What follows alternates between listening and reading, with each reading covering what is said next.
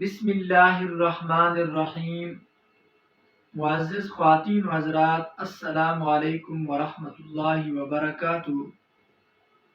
امید کرتے ہیں کہ آپ سب لوگ خیر و عافیت کے ساتھ، امن و امان کے ساتھ ہوں گے۔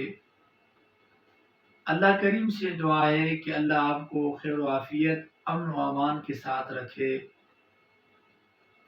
آج کی ہماری ویڈیو کا جو عنوان ہے وہ غم کو دور کرنا۔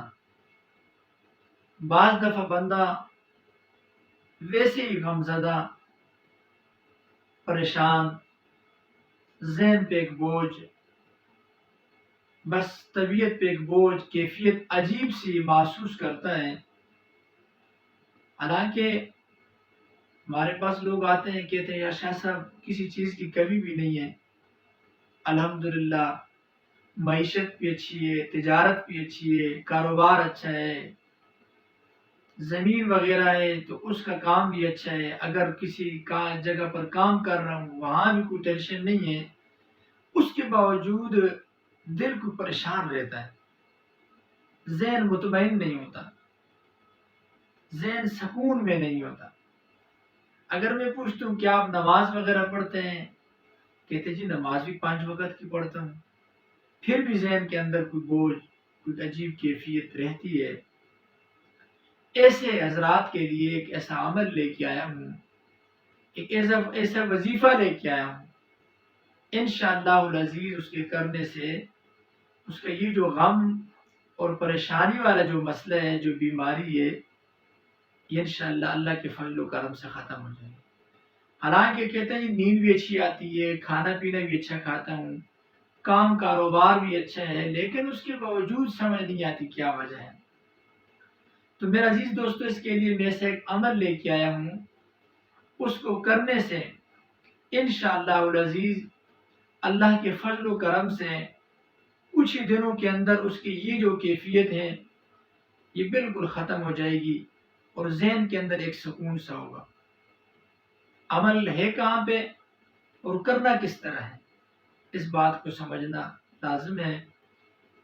پارہ نمبر 7 سورہ انعام اور رکوع نمبر 7 اور 8، اس کے درمیان میں آیت ہے 12 اور 13۔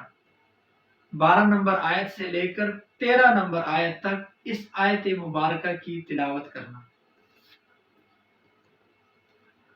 اس کا ایک طریقہ تو یہ ہے کہ ہر نماز کے بعد پڑھ لیا کریں، اگر وقت ہے اول آخر 3 مرتبہ درود پاک پڑھیں اور اس کے بعد 21 مرتبہ اس آیت کریمہ کو پڑھ کر اور اپنے دل کی طرف دم کر لیں، یا ویسی پڑھ کر پانی پہ دم کر کے پی بھی سکتے ہیں۔ لیکن اگر وقت نہیں ہے، ہر نماز کے بعد پڑھنا مشکل ہے، تو کم سے کم صبح فجر کی نماز اور عشاء کی نماز کے بعد کوشش کیا کریں اس کو کم سے کم 41 دفعہ یا 71 دفعہ، اور ٹائم مل جائے تو 101 مرتبہ پڑھ سکتے ہیں۔ تو جب آپ کو وقت ملے، اگر نمازیں پڑھنے کے باوجود آپ نماز پڑھتے ہیں لیکن ٹائم کی قلت ہے نہیں پڑھ سکتے، تو کسی وقت بھی عصر کی نماز سے لے کر مغرب کے درمیان میں 7 کام کریں، ساتھ یہ وظیفہ 41 دفعہ یا 11 دفعہ پڑھ لیا کریں۔ اول آخر 3 دفعہ یا 5 یا 7 دفعہ درود پاک پڑھ لیں، کوئی بھی درود پڑھ لیں، درود ابراہیمی بھی پڑھ سکتے ہیں۔ تو اس کے ساتھ انشاءاللہ العزیز آپ کی یہ جو غم اور بے چینی، بے قراری، بے سکونی جب انسان کے دل کے اندر رہتی ہے، ذہن ایک الجھن اور پریشانی میں مبتلا ہوتا ہے، اور پریشانی ظاہر کوئی بھی نہیں ہوتی، ویسے ذہن ایک پریشان، ایک بوجھ سا محسوس کرتا ہے، تو انشاءاللہ العزیز اللہ کے فضل و کرم سے کچھ ہی دنوں کے اندر آپ کی یہ کیفیت بالکل ختم ہو جائے گی اور آپ سکون محسوس کریں گے، میرے لیے دعا بھی کریں گے۔ آئے میں آپ کو آیت مبارکہ کی تلاوت بھی کر لیتا ہوں۔ تلاوت سنانے کا مین مقصد یہ ہوتا ہے کہ آپ کی آسانی کے لیے کہ آپ اس آیت کریمہ کو آسانی سے تلاش کر کے پڑھ سکتے ہیں، اس لیے میں آپ کو آیت کریمہ کی تلاوت بھی سناتا ہوں، ساتھ آپ کو بتا بھی دیتا ہوں، اور آپ کی کوئی کمی کوتاہی، کوئی غلطی ہو زبر زیر کی تو وہ بھی دور ہو جاتی ہے۔ आयत करीमा की आपको तिलावत सुनाता हूँ। अऊज़ु बिल्लाहि मिनश शैतानिर रजीम। बिस्मिल्लाहिर रहमानिर रहीम। वलहु मा सकन फिल लैलि वन नहार वहुवस समीउल अलीम। وله ما سكن في الليل والنهار وهو السميع العليم. وله ما سكن في الليل والنهار وهو السميع العليم. صدق الله خالقنا العظيم. मोहतरम सामीन, मैंने आपके सामने आयत मुबारक की तिलावत भी कर ली है।